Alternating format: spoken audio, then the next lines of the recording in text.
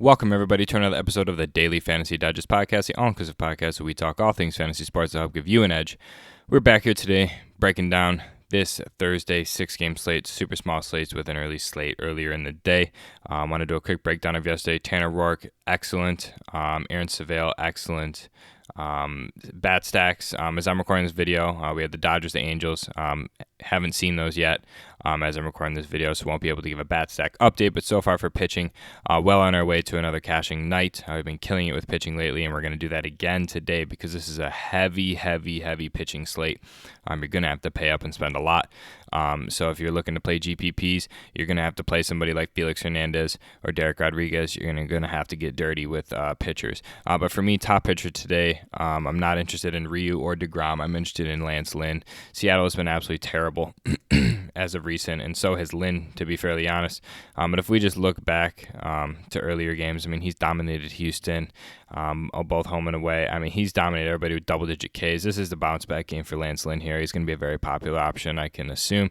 And then the chalkiest pitcher on the slate will be Chris Paddock for sure, going into San Francisco in the most pitcher-friendly ballpark in baseball. Had a rough outing against Boston last time, but this is a great bounce-back spot as well. I think he gets in the high 20s to 30s for this performance. Now, it only leaves us with 3.8K left, and I'm going to fade Coors on the side of Colorado.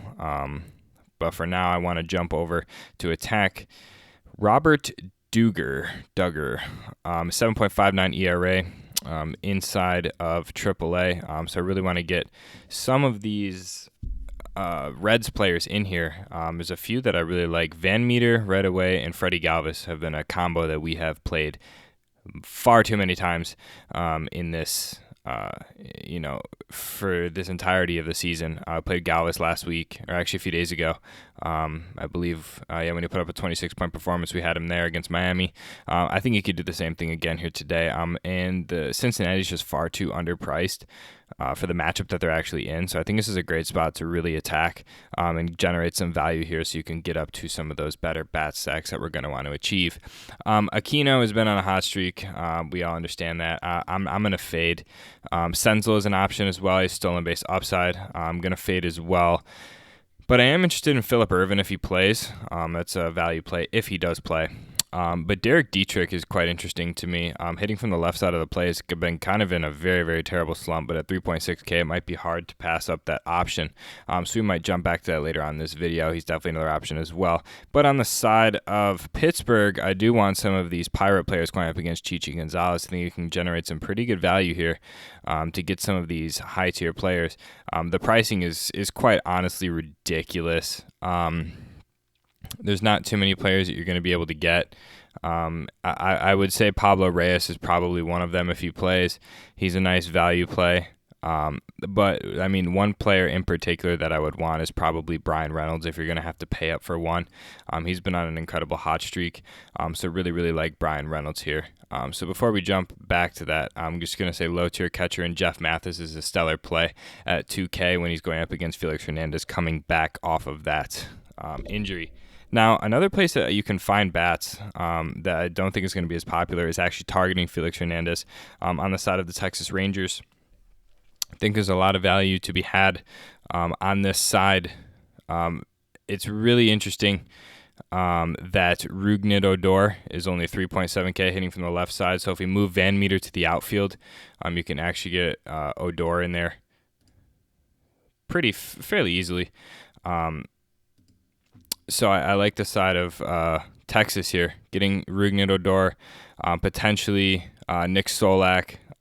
If you're going to pay up for somebody, it's got to be Willie Calhoun hitting from the left side of the plate. He's been incredible lately. So that leaves roughly 3.4K for the rest of your team here. It's not too hard.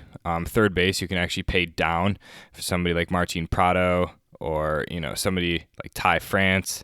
If he's playing, you can get some lower tier guys like Jake Lamb. He's been sub 2K or 3K for a long time. So you plug in Jake Lamb, you're left at 3.9K for a first baseman. Definitely not impossible. But I think you need a very diverse lineup for tomorrow because stacking cores on both sides is going to be a pretty popular option, but it's not going to be easy. So having two good pitchers is really going to offset what the cores is going to produce tomorrow. Texas game and Cincinnati game are the only two viable options for other bats. So with that being said, Lance Lynn and Chris Paddock are my top options here. Double that back with some Texas players. I like low-tier catcher Jeff Mathis with Rougned Odor and Willie Calhoun from the left side of the plate. And then I like a few Cincinnati guys. Freddie Galvis and Van Meter are so underpriced. They should be super chalky tomorrow. And then just a piece from the Pittsburgh game. I really like Brian Reynolds. If you look at his numbers here, I mean, he's been on an absolute roll. 4 double-digit games in the past 5. Definitely stepping it up, hitting .332 right now, averaging 8.4 fantasy points per game.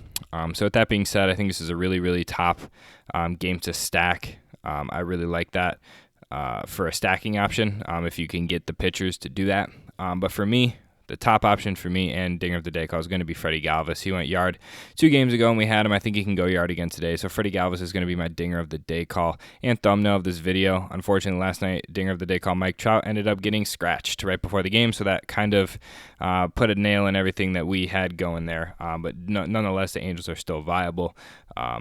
And they were last night. So with that being said, hope everybody's been enjoying the breakdowns and enjoying cashing the hell out. The past week, we've been on an absolute roll, so looking to continue that today.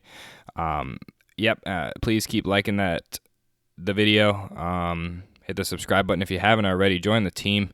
And then head on over to Twitter. Follow us at FantasyDigest_. We're hitting a bunch of content out with videos and t-shirt designs as well as, the launch of our website. So head down in the description below. You'll find it at thedailyfantasydigest.com. Check out all of our t-shirt designs. You'll be able to find the videos there as well. So snag a t-shirt design. If you do, DM FantasyDigest_ on Twitter. Make sure to throw something extra in there for you just to show our appreciation. So with that being said, good luck to everybody. Hopefully everybody watched the video on the top running backs for the draft. Got some insider information there for you just prior to your NFL drafts, because I know there's only 1 week left prior to the start of football season, which is going to be insane. So stay tuned for that. Stay tuned for more content regarding the Daily Fantasy Digest League. We're going to be covering the hell out of that this NFL season. So stay tuned for that. So good luck to everybody. Hope everybody won some money yesterday and wins some money today.